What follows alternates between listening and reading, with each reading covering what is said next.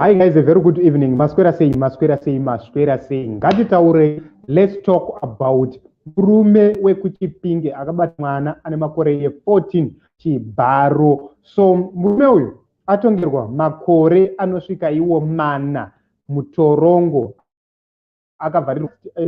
He has been convicted and he is going to be in prison for 3 years. After 1 year was removed on condition of good behavior or something like that. So this man appeared before a certain magistrate in Chipinge, and the man is called Mutambara. That is the actual name of that man.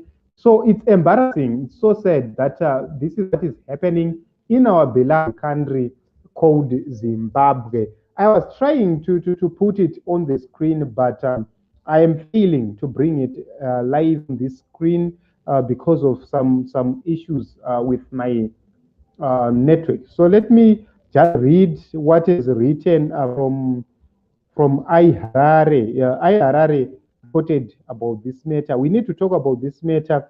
We cannot ignore this matter. So even if my system is not performing well, I will need to continue bring it this matter so that we talk much about it. So the man is, if you check on the thumbnail, that is the man. We there. So what happened is that this man entered into a relationship with a minor. He calls it a relationship, and that was his defense. That he said that we were in love, and he bedded a 14-year-old. He took her to a lodge, and they allegedly agreed to have sex. I'm using the term allegedly because this is what this man said, but I don't believe that they agreed. He manipulated this young girl. He actually raped this young girl at a young girl, 14-year-old. He raped that young girl. Just imagine you have your own child, a girl child, and somebody sleeps with your child and says, we are in love. This is a 14-year-old guy. You cannot do that. You cannot sleep with a minor, a 14-year-old. So pedophiles are doing whatever they want in this nation, but they are roaming around, making sure that they prey on our young girls. And that does have a lot of effects on our young girls because when they grow, they don't grow well. So a Chipinge magistrate sentenced him to 4 years in prison, and 1 year was removed on condition of good behavior. That was Magistrate Franklin Mukwananzi who presided over this matter. So he's going to serve 3 years behind bars. And the magistrate says there was enough evidence linking Mutambara to the claim. So they had sexual intercourse, knowing very well this was a minor, this child was still young. So this is it in Zimbabwe, the report from Chipinge. So what happened is that on May 7th, this man called Mutambara phoned this girl from Gaza High School, and he asked her where she was, and the minor told you that she was going to school, and they met at Metro Pitch in town, and the man took her to Trevor's Manica Lodge, and they agreed to have sex once. So in May at 5 p.m., Mutambara lured minor is also came from school and to number 46 Mukwakwami building in Gaza. They entered the room and they also had sex. On May 22, the minor sister proceeded to Mutambara's workshop and advised him to stay away from minor, and he ignored. Then Mutambara also had sex with the pupil as she came back from school at Mukwakwami building. So the matter came to light when the minor told her sister that she has been having sexual intercourse with Mutambara, and it was reported to Chipinge Urban Police, leading to Mutambara's arrest.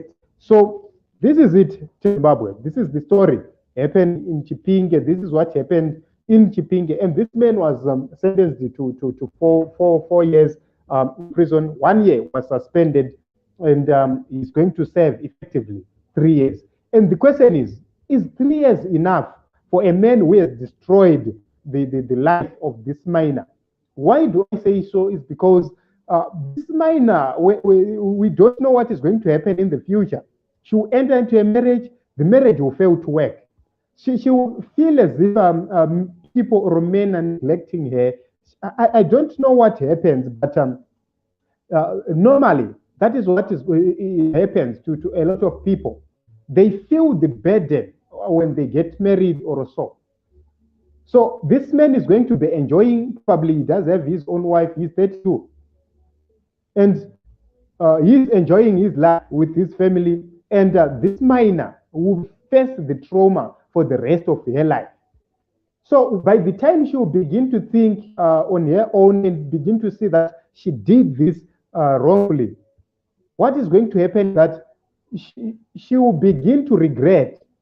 And that is going to emotionally affect her, psychologically affect her. So in my view, I don't believe that 8 years is enough. And 4 years is enough. And reduce it to 3 years, I don't believe it's enough.